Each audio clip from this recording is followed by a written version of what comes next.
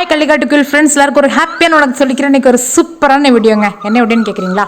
உங்கள் வீட்டில் புளிச்ச மாவு இருந்தது அப்படின்னா சூப்பரான கம்போஸ்ட் நம்ம ரெடி பண்ணிடலாம். நம்ம கள்ளிக்காட்டுக்குள் சேனலில் நீங்கள் இப்போ தான் ஃபர்ஸ்ட் டைம் பார்க்குறீங்க, இது வரைக்கும் சப்ஸ்கிரைப் பண்ணலைன்னா மறக்காமல் சப்ஸ்கிரைப் பண்ணிட்டு பெல் பட்டனை கிளிக் பண்ணிட்டு வாங்க.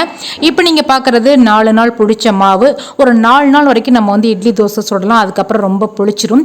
இப்போ நீங்கள் பாருங்கள், என்னோட தோட்டத்துக்காக நான் ரெடி பண்ணி வச்சுருக்கிற கம்போஸ்ட்டு எந்த அளவுக்கு பொலன்னு கொஞ்சம் கூட புழுக்கள் எதுவும் இல்லாமல் நல்லா பொலன்னு இருக்குது. இந்த மாதிரி ஒரு ஹெல்த்தியான கம்போஸ்ட் ரெடி பண்ணணும் அப்படின்னா கண்டிப்பாக புளிச்ச மாவு இருந்தது அப்படின்னா ரொம்ப யூஸ்ஃபுல்லாக இருக்கும். பொதுவாக வந்து அரிசி மாவில் ஏராளமான கார்போஹைட்ரேட் மட்டும் இல்லைங்க, அது தாவர வளர்ச்சிக்கு தேவையான பாஸ்பரஸ், பொட்டாசியம், அந்த என்பிகேல பொட்டாசியம் பாஸ்பரஸ் ரெண்டுமே அதிகமாக இருக்குது.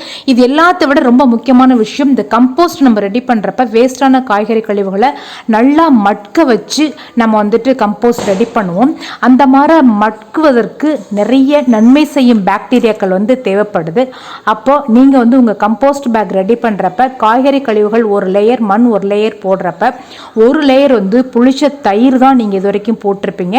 அந்த புளிச்ச தயிர் உங்ககிட்ட இல்லை அப்படின்னா நன்கு புளிச்ச மாவு, அதாவது நீங்கள் வேஸ்ட்டு இது பயன்படுத்த முடியாது அப்படின்னு சொல்லி கீழே கொட்டி எறிகிறீங்களா, அந்த புளிச்ச மாவை ஒரு லேயராக போட்டிங்க அப்படின்னா உங்கள் கம்போஸ்ட் வந்து அற்புதமான சத்துக்களோட அந்த நன்மை செய்யும் பாக்டீரியாக்கள் வந்து காய்கறி கழிவுகளை சூப்பராக மக்க வச்சுட்டு பொலன்னு சூப்பரான கம்போஸ்டாக நமக்கு வந்து மாற்றி கொடுத்துடுங்க. இல்லை நீங்கள் ஏற்கனவே வந்துட்டு கம்போஸ்ட் பேக் ரெடி பண்ணியிருக்கீங்க, அது பாதி மட்கிய நிலையில் இருக்குது அப்படின்னா கூட ஒன்றும் பிரச்சனை இல்லைங்க.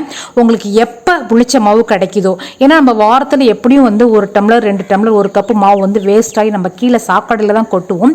அந்த மாவை அப்படியே எடுத்து போய் தண்ணி கலக்காமல், இப்போ நீங்கள் பார்த்தீங்கன்னா நான் ஏற்கனவே ரெடி பண்ணி வச்சுருந்த கம்போஸ்ட் பேக்கு பாதி மட்கிய நிலையில் காய்கறி கழிவுகள் இருக்குது. அதில் வந்துட்டு என்கிட்ட இருந்து அந்த 1 கப்பு புளிச்ச மாவை நான் ஊற்றி விட்டு நல்ல ஒரு குச்சை வச்சு கிளறி விட்டுறேன்.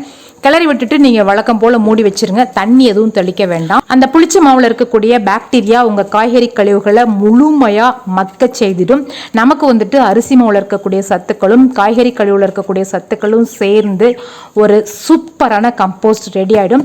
இந்த கம்போஸ்ட் நம்ம செடி கொடிகளுக்கு கொடுக்குறப்ப அது நல்லா ஆரோக்கியமாக வளர்றதோட நிறைய பூக்கள் காய்கள் கிடைக்கும். மறக்காமல் உங்கள் கம்போஸ்ட் பேக்கை வந்து நல்லா மூடி வச்சுடுங்க. ஈக்கள் மொய்க்கக்கூடாது, மழை தண்ணி அதில் போயிடக்கூடாது. இப்போ உங்களுக்கு புழுக்கள் இல்லாத சூப்பரான கம்போஸ்ட் ரெடி ஆகிடும். இதே மாதிரி புழுக்கள் இல்லா கம்போஸ்ட்னு ஒரு வீடியோ அப்லோட் பண்ணியிருக்கேன், அதையும் பாருங்கள். கள்ளிக்காட்டு கோயில் வீடியோக்கள் பிடிச்சிருந்ததுன்னா சப்ஸ்கிரைப் பண்ணிட்டு பாருங்கள். தேங்க்யூ ஃபார் வாட்சிங். Have a good day.